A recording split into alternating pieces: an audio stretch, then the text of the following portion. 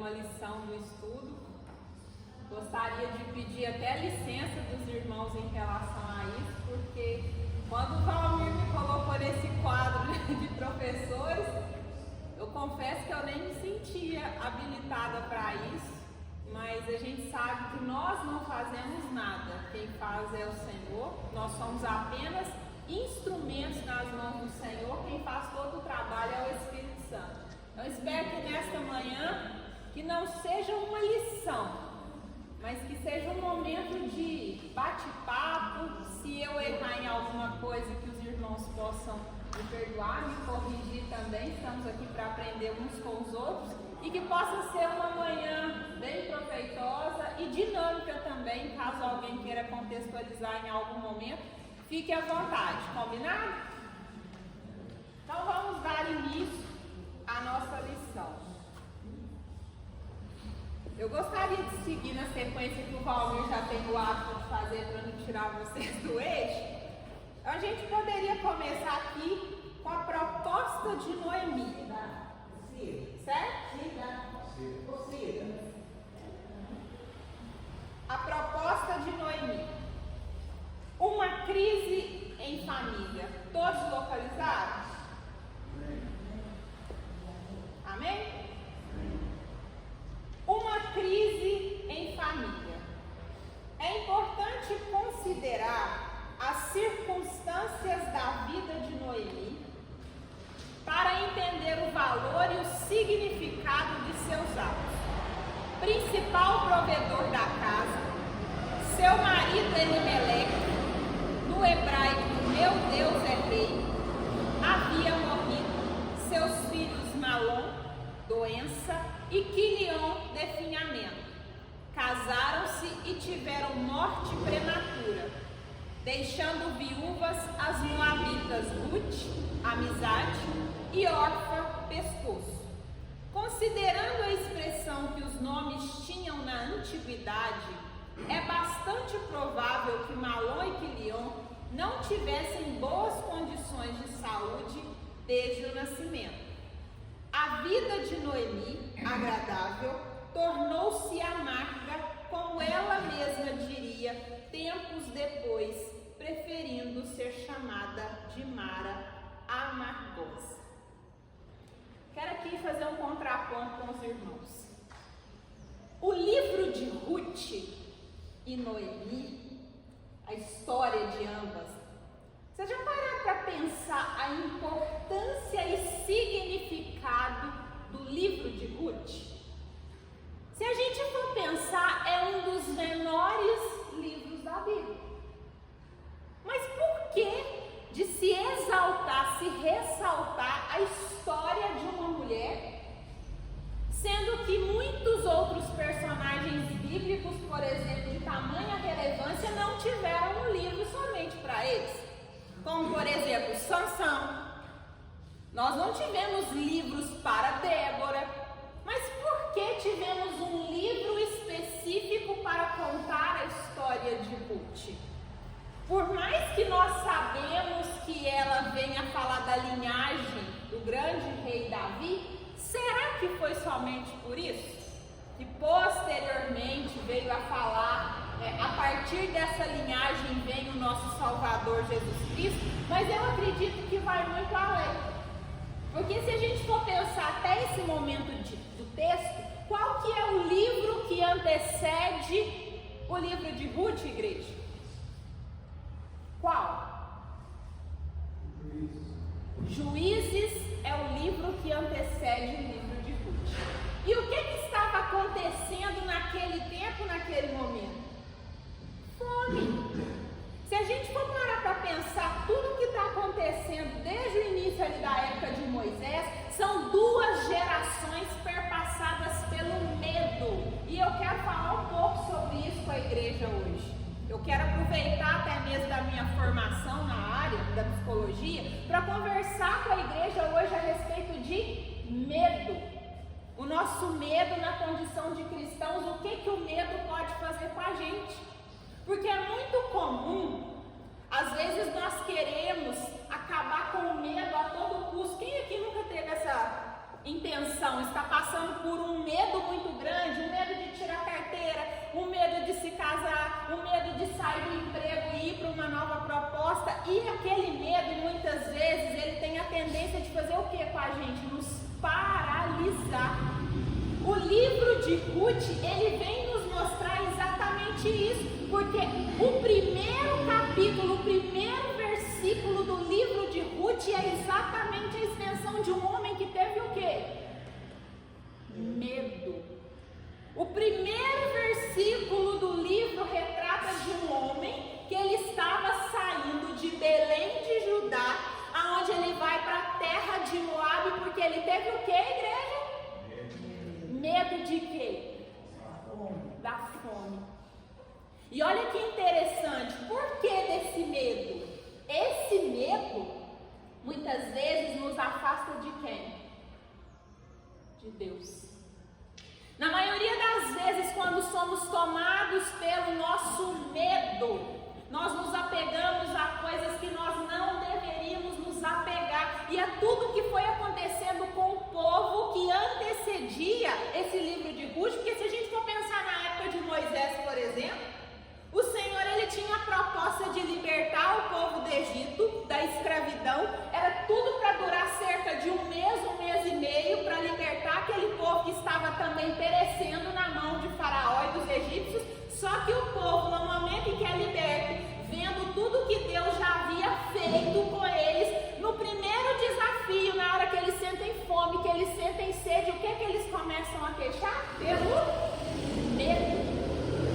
O medo perpassa as gerações e é por isso que aquilo que deveria ter durado um mês e meio com o povo que Moisés estava libertando diante de Deus, durou quantos anos? 40. O nosso medo pode inclusive atrasar o nosso processo. E aqui nós não estamos falando nem só do espiritual, do emocional também. Porque às vezes a nossa vida fica estagnada, paralisada, não é nem por falta de fé, é porque o nosso emocional fala alto demais. Porque aquele povo que estava lá no Egito sendo escravizado, eles já não haviam visto tudo que Deus havia feito? Mas em algum momento o nosso emocional fala alto demais. É aquela hora que a nossa emoção, parece que o coração vai sair para fora e a gente, pela necessidade de se apegar àquilo que a gente vê que dá um certo controle, nos afastamos de Deus e nos apegamos a quê? A ídolos. E é tudo que o povo foi fazendo na sua trajetória. O povo perecia porque sempre se apegando a ídolos. Então ali o Senhor levanta naquela época antecedente a Ruth, quem? Os juízes.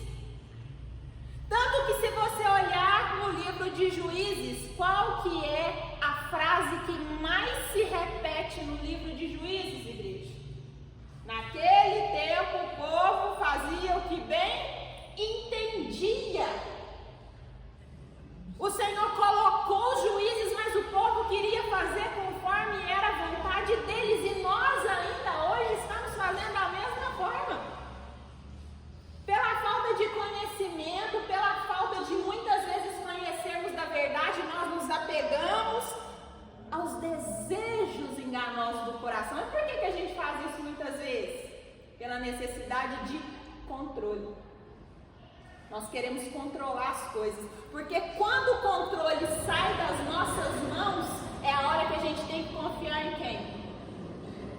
E a gente compreende, na maioria das vezes, os planos dele quando não está diante dos nossos olhos. O medo é uma necessidade que a gente tem de controlar, porque quando eu estou controlando, de certa forma, eu acho que eu sei como que vai ser. Eu acho que as coisas vão se resolver porque eu estou no controle de todas as coisas. Quem aqui não é ansioso nessa igreja? O que é ansiedade, gente? Ansiedade é uma emoção que vem do medo. Ansiedade é: será que vai dar certo? Será que eu consigo? E se der errado? Tirando o controle das nossas mãos, resta o quê? Medo. E é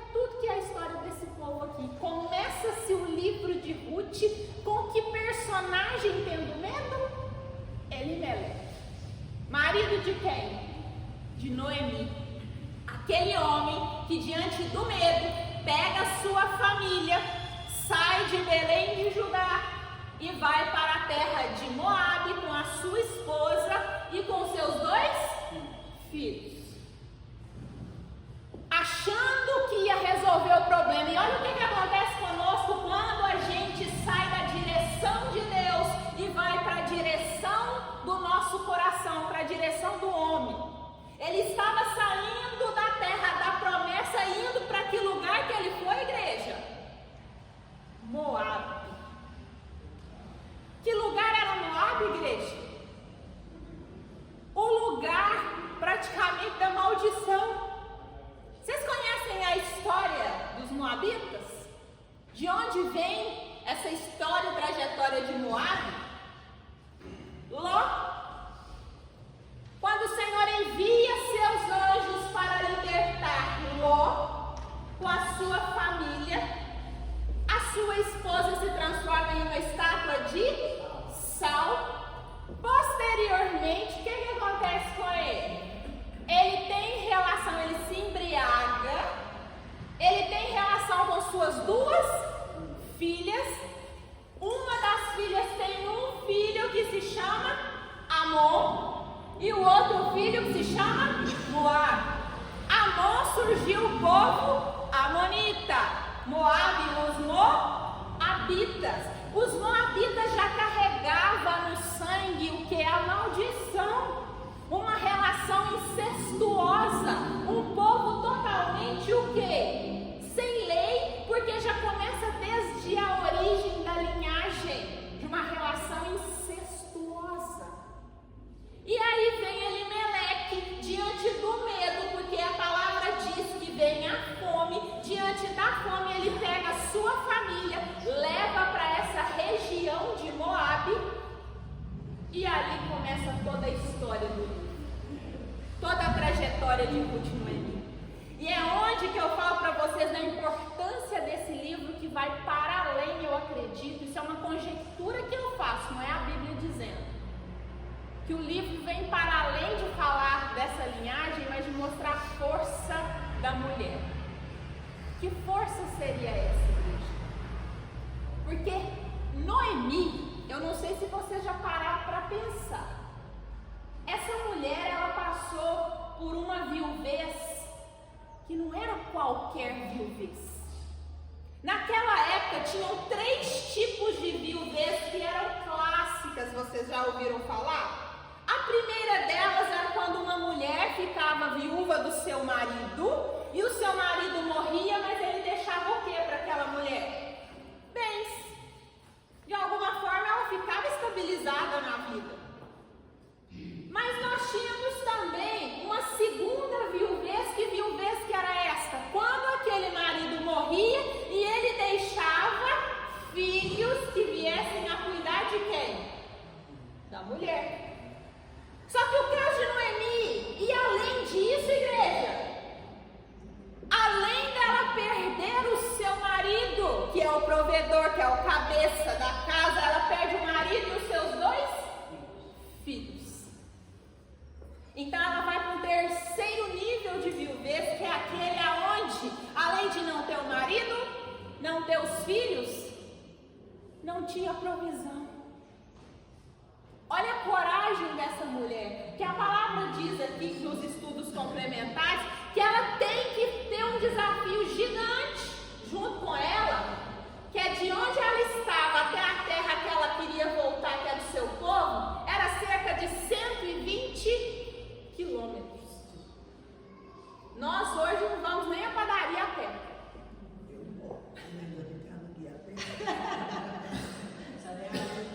Pois é. Quem aqui tem hábito de andar a pé? Pois é. A maioria não. Inclusive hoje a igreja faz muito pouco visita, né? Não é, Zé Cordeiro? Porque naquela época Jesus andava quilômetros e quilômetros a pé, o povo fazia o seu trajeto a pé. Nós, o pouquinho que a gente anda hoje a gente já reclama, mas aquela mulher, quando ela se propõe a voltar para a sua terra, além de estar lidando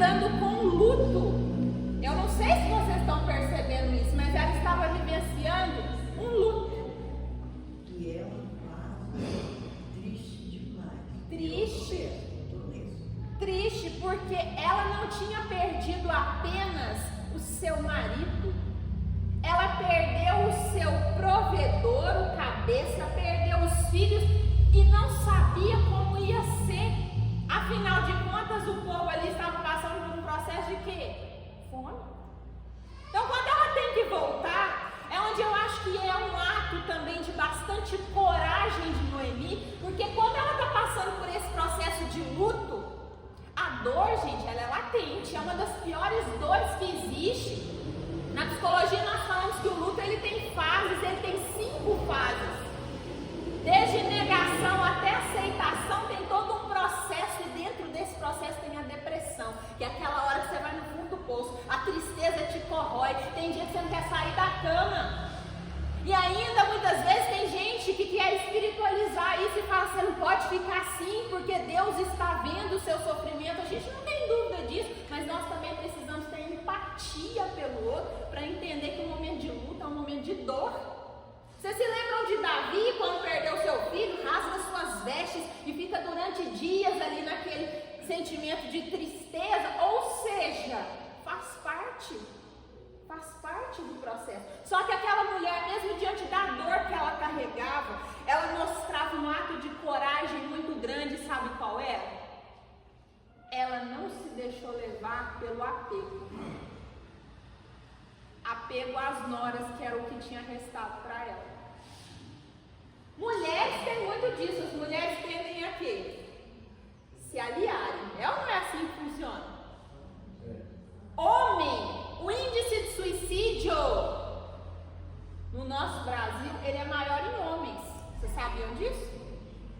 Porque na maioria das vezes os homens, eles têm menos interação social. Os homens não têm essa coisa da mulher de conversar. A mulher está sempre compartilhando alguma coisa com as amigas, com a mãe. Isso já é da mulher. O homem não tem tanto essa tendência. Então aqui ela está diante de um desafio muito grande, porque ela não se deixa levar pelo apego, porque até então o que havia restado era órfã e Ruth, suas 2 noras. Ela, com sabedoria e desapego, mesmo diante do luto que ela vivencia, o que ela faz? Volte cada um para o seu lugar. Vocês ainda são jovens, vocês podem se casar. Olha o que ela está fazendo com as suas noras. Mesmo tendo afeto, mesmo ela tendo essa dependência que a gente sabe que uma vai criando da outra, ela fala, vai, vocês estão livres daqui para frente para seguirem o seu caminho, mas eu vou voltar. E será que se nós estivéssemos no lugar dela, a gente agiria da mesma forma, igreja? Desprenderia? Quantas vezes nós mesmos já ajudamos pessoas que às vezes ficou viúva, perdeu um relacionamento, a pessoa depois quando começa a relacionar de novo, fala, mas já ouviram isso? Mas já está com alguém? Porque a gente acha que é juiz da vida dos outros, mas ali a sogra, ela estava o quê? Desprendendo. Fala, vai, siga cada uma o seu caminho. E ambas as noras adotaram a mesma postura? Nós não podemos julgar também o comportamento de órfã, porque ela também tem as suas questões. A palavra diz que órfã saiu feliz com a situação? Elas se abraçam, se beijam, existe dor ali. Mas ela estava talvez em um nível em que Ruth não estava. O processo delas é diferente. Então a órfã toma a decisão de quê? Voltar. Só que aí chega quem na história? Ruth. E a mesma palavra da sogra é direcionada para ela. E a sogra fala o que para ela? Volta também. E é onde começa toda a beleza da história. O que ela fala? Alguém pode ler aí pra gente esse trecho? A fala de Ruth para Noemi?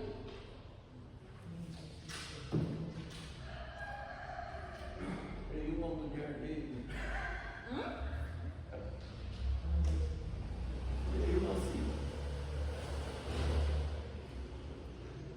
Alguém localizou? 16, né?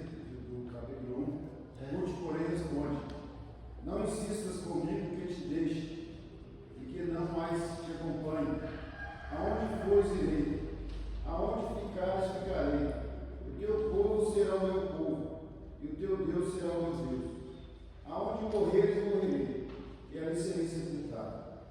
Que o Senhor te castigue com todo rigor, se outra coisa que não a morte me separar de ti. Aonde fores, eu irei.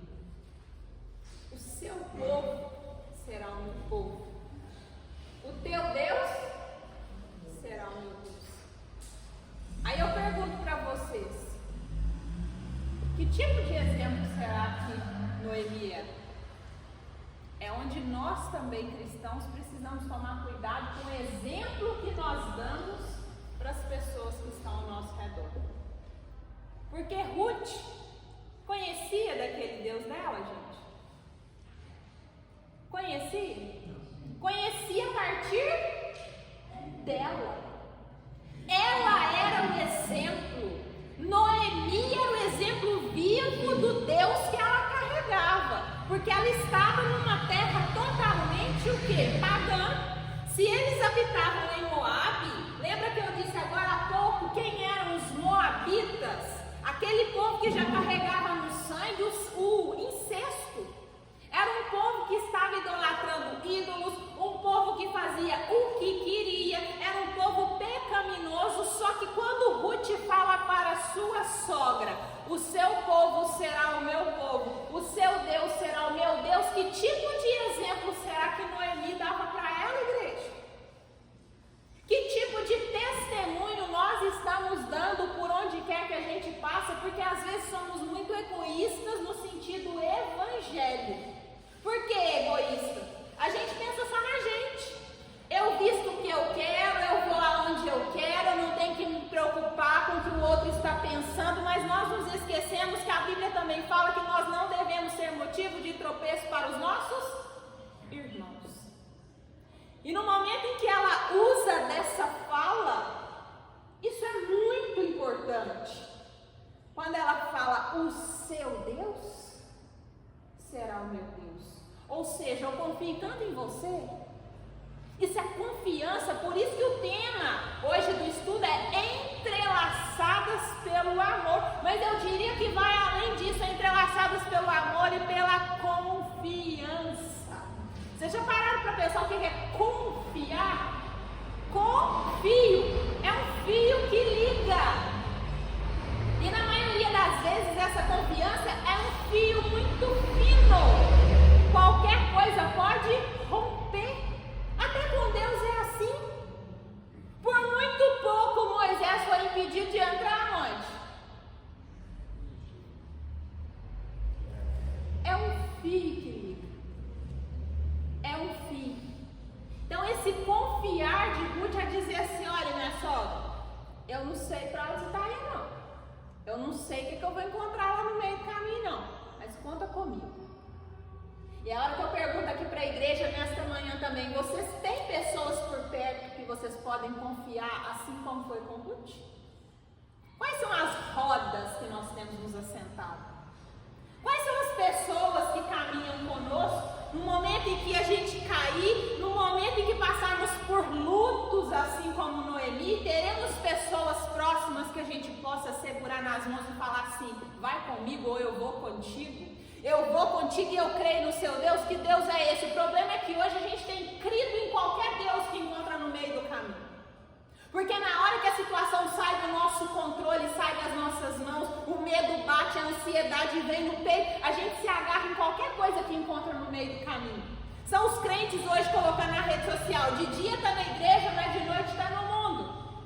De dia vem, ora ao Senhor, dobra o joelho, faz jejum e fala que está adorando ao Senhor, mas no primeiro desafio e dificuldade já está lá pegando signos, cartomantes. Não é assim que funciona? Crente colocando nas redes sociais, né? É cristão com ascendente touro, sei lá. Não é assim que faz? Que fé que é essa que a gente tem professado? parecendo realmente o povo citado ali no livro de Êxodo. Bastou Moisés subir para estar em oração, que o povo estava lá embaixo fazendo o quê? Pedindo Deus para adorar. E será que a gente é diferente? O nosso comportamento se difere? Estamos neste momento aqui focados no que realmente precisa focar? Então vamos continuar com a nossa leitura. Tirando força da fraqueza. Alguém pode ler para a gente?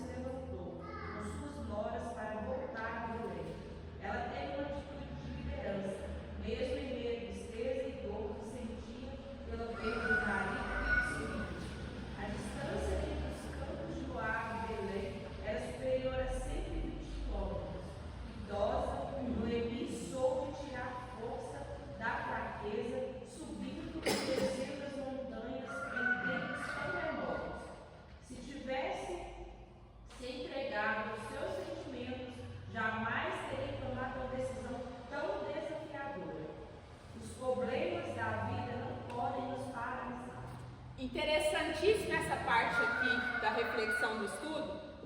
Ressalta, Noemi, idosa, estava numa circunstância desfavorável, mas ela não se esconde diante dessa situação desfavorável. O nome disso é vitimismo. Quantas vezes nós, diante dos desafios, das dificuldades da vida, a gente se vitimiza diante da situação porque a gente quer que as pessoas tenham dó, tenham pena da gente. Só que esse lugar de dó e de pena nos paralisa porque tira a nossa força de ação. Nós ficamos esperando que alguém chegue e tire a gente daquele lugar, que alguém vai chegar e vai resolver o nosso problema. Por mais que tenhamos pessoas que possam vir a ser, às vezes até uma muleta no nosso caminho, mas a caminhada ela é sempre nossa. A palavra fala sobre isso. Neste mundo tereis aflições, mas tenha bom ânimo. Que ânimo que é esse? É eu levantar, reagir, fazer e não ficar esperando que alguém venha e faça por mim. A caminhada ela é individual.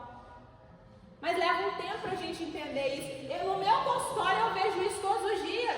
Às vezes a pessoa entra lá e fala assim: nossa, Fabiola não é uma boa psicóloga. Outro já chega e fala assim: é a melhor psicóloga que há. Não é, porque a gente não faz nada. Quem faz é o cliente. Se você não chega com a ideia de que a mudança ela tem que partir de você, você pode ir no melhor médico, no melhor psicólogo, no melhor lugar do mundo, que nada resolve o seu problema, porque mudança de vida requer que a gente saia da nossa zona de conforto. Eu tenho que propor ação. E aqui essa mulher, independentemente da idade e da circunstância que ela estava, ela resolve caminhar. Ela nem sabia o que ela ia encontrar no meio do caminho desses 120 quilômetros. 120 quilômetros, gente, é quase aqui em Belo Horizonte. Se me chamarem para ir, pode ter certeza que eu vou pensar 1000 vezes. Mas ela não. Fala, eu vou. E ainda ia sozinha. Só que ela encontra alguém para caminhar com ela. É aonde o Senhor honra aqueles que o quê? Que acreditam e que caminham com fé. Aqueles que realmente confiam que Ele está no controle das coisas, Ele sempre vai colocar alguém para fazer a caminhada junto contigo.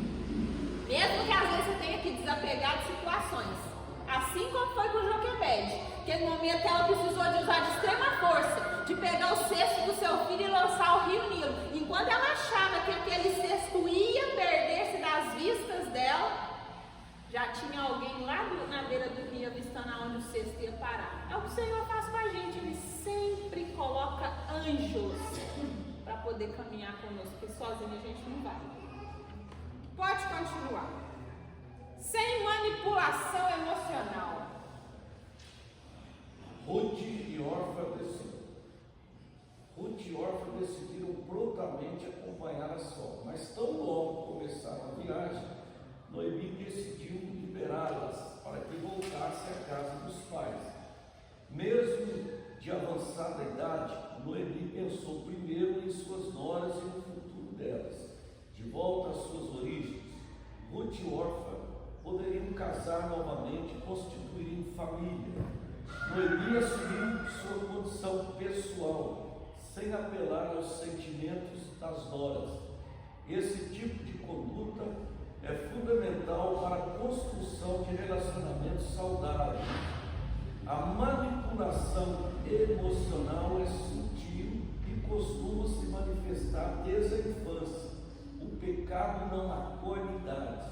Pessoas emocional e espiritualmente sadias não são manipuladoras.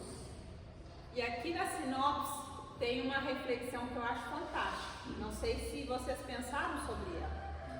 A crise familiar de Noemi traz lições a respeito da perseverança e do bem-estar emocional. E aí eu pergunto para vocês nesta manhã: quem somos nós diante da crise? Porque a crise, ela tem muitas vezes dois lugares, duas funções na nossa vida. Ou ela nos traz uma oportunidade, ou ela nos traz o quê? Uma paralisação. Nos traz um problema, ela nos estagna. Porque aqui diante da crise, ela podia adotar duas posturas. Mas não é o comportamento que ela faz de paralisar. Diante da crise, ela vê a oportunidade de voltar, de retomar. E muitos de nós, diante de crises que vivemos, eu não sei quais são as crises que vocês vivem aqui, cada um tem a sua. Mas existem pessoas que é no tempo da crise que começa a murmuração, a lamentação, a reclamação, enquanto outras pessoas na crise viram uma oportunidade de quê? De mudar de vida. Tem até aquela parábola do sapato, vocês conhecem ela? Parábola do sapato? Diz uma história que certa vez um empresário, ele era um empresário de sapatos, ele mandou um dos seus vendedores para um lugar onde ninguém ali usava sapatos. Quando aquele vendedor chegou lá, ele ligou e ele ficou totalmente revoltado com o seu chefe. Ele falou para ele: manda minha passagem de volta, pode fazer minha carta de demissão, isso é um complô que vocês estão fazendo contra mim. Como vocês me mandam para vender sapato em um lugar onde ninguém aqui usa sapato? E assim o chefe fez. No segundo momento, ele manda outro funcionário para aquele lugar e quando ele chega, ele faz o mesmo comportamento de ligar, mas ele fala assim: nossa, eu encontrei a grande oportunidade da minha vida, manda todo o estoque de sapatos que você tem aí, que eu vou vender sapato aqui até não querer mais porque ninguém usa. Então qual que é a reflexão que fica aqui diante disso? Às vezes, numa situação onde você acha que você está parado, estagnado, outras pessoas estão vendo aquilo ali como uma oportunidade de quê? De crescimento, de evolução. As crises, elas chegam exatamente para a gente poder evoluir. Quer ser um grande soldado? Você vai ter que passar por batalhas. Quer ser uma pessoa que vai fazer diferença na vida de alguém? Entenda que vai ser os desafios que vão te fortalecer. O problema é que na maioria das nossas orações, muitas vezes a gente ora errado. A gente pede para Deus para Ele dar força como se a força fosse vir primeiro. Senhor, me dá paciência, como se primeiro a gente fosse ficar paciente. Como é que a nossa paciência se desenvolve? É lidando com gente difícil. É lidando com os problemas da vida. Como é que a gente ganha força? É passando por problemas. Então, entenda que isso é totalmente necessário. Crises são oportunidades. O problema é que muitas vezes a gente vê como maldição. Continuando, a convicção amorosa de Ruth. Uma amizade provada e aprovada. Orfa amava Noemi, mas seu sentimento e força moral não eram tão fortes quanto os de Ruth. Quando a sogra disse pela segunda vez que voltassem para a casa dos pais, Orfa se convenceu de que isso era o melhor para ela. Chorando, abraçou Noemi e voltou para o seu povo. Ruth, porém, se apegou a Noemi. A firmeza e o altruísmo de Noemi novamente se revelam. Ela insiste para que Ruth faça o mesmo que sua cunhada. A atitude de Noemi extraiu o que havia no mais íntimo de Ruth, uma convicção amorosa por sua sogra, além de uma declaração de fé no Deus de Israel: aonde quer que tu fores, irei eu, e onde quer que pousares à noite, ali pousarei eu. O teu povo é o meu povo, o teu Deus é o meu Deus. As verdadeiras amizades resistem às mais intensas provas. Isso aqui é um desafio, gente. Olha isso. As verdadeiras amizades resistem às mais intensas provas. Isso para mim foi um desafio estar aqui hoje, vocês não têm noção. Quando eu estudava, meditava sobre essa mensagem, estava acontecendo, como diz na linguagem popular, um BOzão na minha casa. Eu recebi 2 amigos no fim de semana e já estudando aqui, olha como que Deus é providencial, para falar de Ruth e Noemi. E a gente conversando na minha casa, e estava um papo muito bacana, e essas 2 pessoas trabalham juntas. E naquela conversa estava tudo muito bem, até que deu determinado momento, essas 2 pessoas começaram a brigar entre si, na minha frente. E brigaram por causa de trabalho, de questões entre eles e tal, e saíram dali dispostos a não se falarem mais. Eu falei assim, gente, não é possível uma coisa dessa. E a gente tem um grupo, só os 3. Eu fiquei incomodada o tempo todo. Eu falei assim, gente, como que vai resolver essa situação? Como que numa situação de amizade o negócio virou para uma contenda tão grande? Eu falei, eu preciso resolver essa situação. E aí, eu meditando sobre essa leitura aqui, me veio essa frase: as verdadeiras amizades resistem às mais intensas provas. Então eu falei assim, que tipo de amizade que é essa que eu não tinha nada a ver com a briga. Eu não vou entrar no meio disso. Se eu estava ali vendo a situação, e a Bíblia também nos ensina que a gente precisa o quê? Repreender os nossos irmãos, não é assim? Quando a gente vê uma possibilidade. Então o que eu fiz? Primeiro eu conversei individualmente, cada um. Conversei, fiquei mais de horas no telefone com um, depois mais de horas com o outro, tentando achar uma brecha para aquilo ali se resolver. Aí até estava no telefone aqui agora? Andressa. Eu estava ontem vindo para a igreja aqui com alguém na hora do culto do pastor. Ela me encontrou, estava vindo na padaria. Ela falou assim, vamos, hoje é aniversário do pastor. Ela estava subindo com alguém. Eu falei assim, posso não, estou com visita lá em casa. Eu já estava descendo, por quê? Eu ainda tinha falado com o pastor Sérgio mais cedo, que eu já tinha um compromisso. Eu já tinha arquitetado nas minhas orações, eu levantei uma legião de pessoas junto comigo. Falei assim, vamos levantar uma oração em jejum. Eu falei assim, o que aconteceu? Eu falei assim, aconteceu um problema lá em casa, 2 pessoas que não estão conversando, e em nome de Jesus hoje elas vão voltar a conversar. Eu falei assim, mas você nem sabe se elas vão lá, você vai ver se Deus seu circo, você não vai entrar nessa calça. E aí eu liguei para as pessoas e falei assim, estou esperando vocês lá em casa tal hora para a gente conversar. Ah, não vou levar. Vai sim. Aí chegaram lá em casa. Na hora que eu estava descendo, eu encontrei com ela. Eu tinha vindo buscar um refrigerante. Aí chegou lá em casa. Eu abri a lição. E falei, esse aqui. Eu estava aqui meditando para poder levar essa reflexão para a igreja amanhã.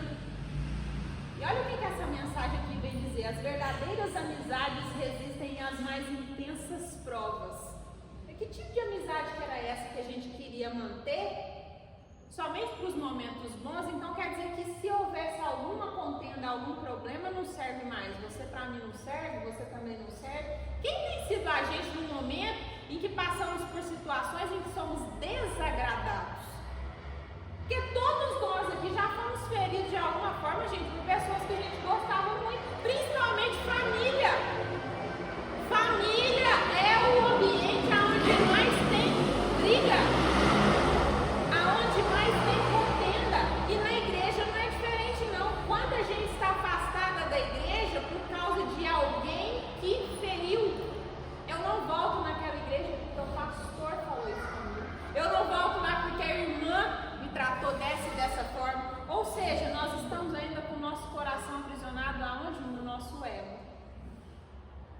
o nosso emocional? Será que a gente realmente está com o nosso orgulho trabalhado para aprender a perdoar quantas vezes, igreja? Quantas foram ensinadas para a gente sobre perdoar? 70 vezes 7. Só que hoje a gente não está disposto a perdoar nenhuma. Porque basta você me incomodar que hoje eu te bloqueio no WhatsApp. Basta você falar uma coisa que eu não goste, que eu não quero mais olhar na sua cara. Eu nem volto na igreja. Que evangelho é esse que a gente serve? Que evangelho é esse aonde eu simplesmente não posso ser incomodado? Não é à toa que hoje esse falso evangelho tem crescido tanto no nosso meio. Que falso evangelho que é esse? Aonde eu só vou em busca de prosperidade. Aonde eu só vou em busca de bênção. Do contrário, se for uma palavra que me confronta, me tira da minha zona de conforto, não quero escutar não. Então que a gente possa entender que na adversidade também existe o quê? Cuidado. Continuando. Amizade na diversidade. A convicção moral de Ruth é meio surpreendente. Salomão escreveu que o amigo ama em todos os momentos. É irmão na adversidade. Ruth estava disposta a enfrentar toda e qualquer dificuldade ao lado da sogra viúva e idosa. As expressões aonde quer que pousares à noite, ali pousarei eu, e aonde quer que morrerei eu, demonstraram o grau de companheirismo e comprometimento da jovem adulta. E isso não ficou somente em palavras, transformou-se em atitudes concretas por toda a vida. Nesses dias de tanto individualismo, qual tem sido o nível do nosso relacionamento? E isso é outra reflexão muito profunda. E isso não ficou somente em palavras, transformou-se em atitudes concretas por toda a vida. Quantas vezes nós escutamos isso de pessoas? Pode contar comigo. E se você precisar, pode contar comigo. Mas será que pode mesmo? Basta a peleja, desafio chegar que a pessoa simplesmente some. Nós conhecemos realmente os nossos amigos, as pessoas que estão próximas a nós, é exatamente na adversidade. Porque na bênção e no churrasco, todo mundo é amigo. No dia de festa, a nossa casa fica cheia. Agora passa por luta e peleja, que é a hora que você reconhece realmente quem são aqueles que estão do seu lado. Continuando, um amor prático. Chegando a Belém, Ruth não ficou parada, envolta em expectativa fantasiosa. Encarando a realidade, prontificou-se a um trabalho humilde e penoso, que era feito por pessoas pobres e necessitadas. Ir às plantações e catar espigas que caíam e ficavam no chão durante a colheita, como instituído nos dias de Moisés. Na palavra de Deus, o princípio básico é: os ricos não podem reter para si todas as riquezas, devendo inclusive auxiliar os necessitados. Mas também não são obrigados a alimentar a costa dos pobres, que devem ir ao campo e trabalhar duro para garantir seu sustento, pois, exceto nos casos de incapacidade física ou mental, o mesmo princípio vige até hoje. Ruth trabalhou e muito nos campos de Boaz. Seu esforço impressionou o chefe dos trabalhadores. No fim do dia, recolhia tudo e levava para a sogra.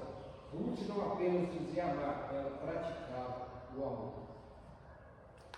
E aqui a gente vê mais uma vez a força de Ruth, quando ela resolve ir com a sua sogra.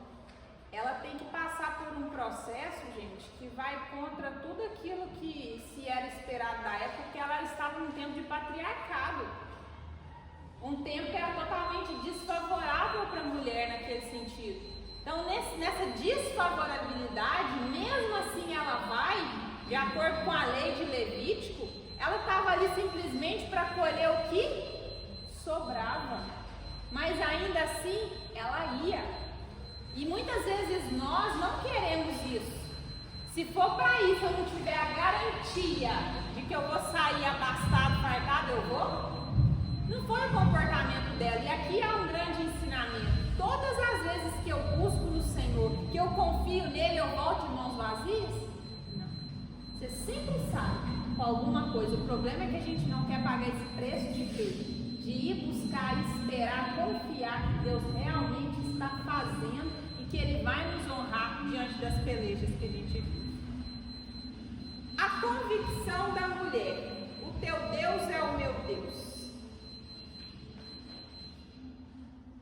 Uma fé fervorosa. Ruth é um exemplo de fé fervorosa. Sua declaração convicta perante Noemi, o teu Deus é o meu Deus, demonstra sua profunda devoção ao Deus de Israel, sobre cujas asas decidiu se abrigar. Seu fervor é demonstrado em suas atitudes. Ruth denunciou ao modelo de vida frívolo dos moabitas, que não seguiu caminhos fáceis entre os berenitas, mas teve uma vida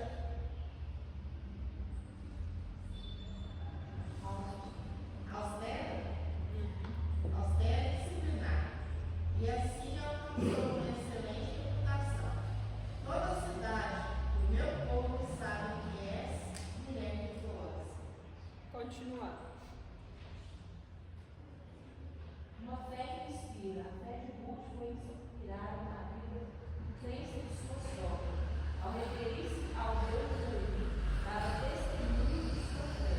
Em todos os trechos, as mulheres mais velhas têm a missão de resistir aos ventos da superficialidade espiritual, sendo piedosas, dedicadas a Deus e à família, a despeito das pressões da sociedade mundana. Somente assim poderão inspirar e ensinar as mais novas. Sensibilidade sobre liderança. As Escrituras evidenciam a profunda sensibilidade espiritual da mulher. Um exemplo disso é o fato de terem sido as primeiras a testemunhar e crer na ressurreição de Jesus. É de grande valor quando esse extraordinário potencial feminino é reconhecido e floresce sob uma liderança séria que orienta o trabalho da mulher, evitando que ela seja explorada em sua fé.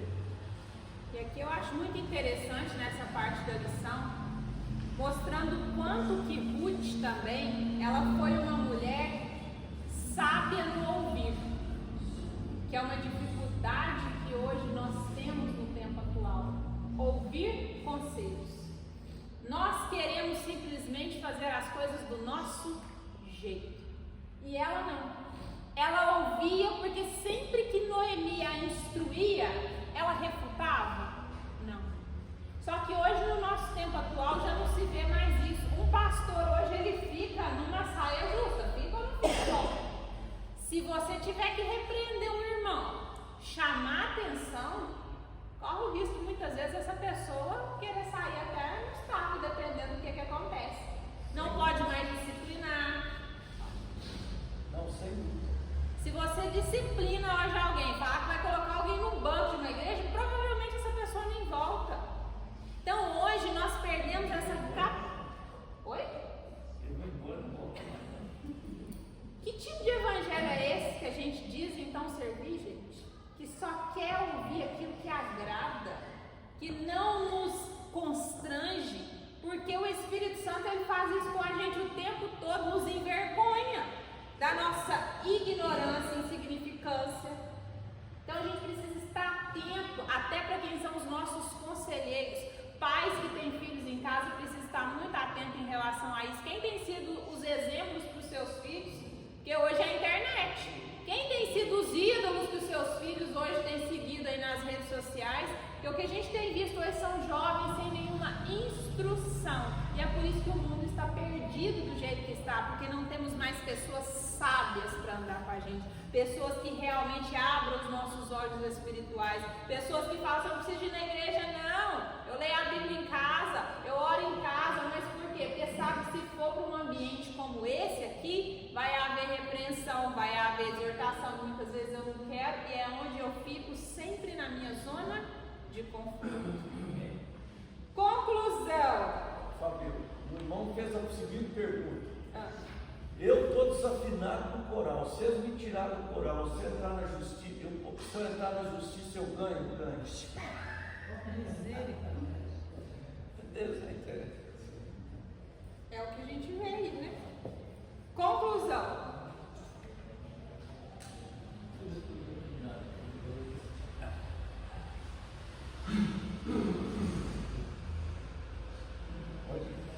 O relacionamento de Noemi e Ruth nos ensina quão precioso para Deus é o amor altruísta.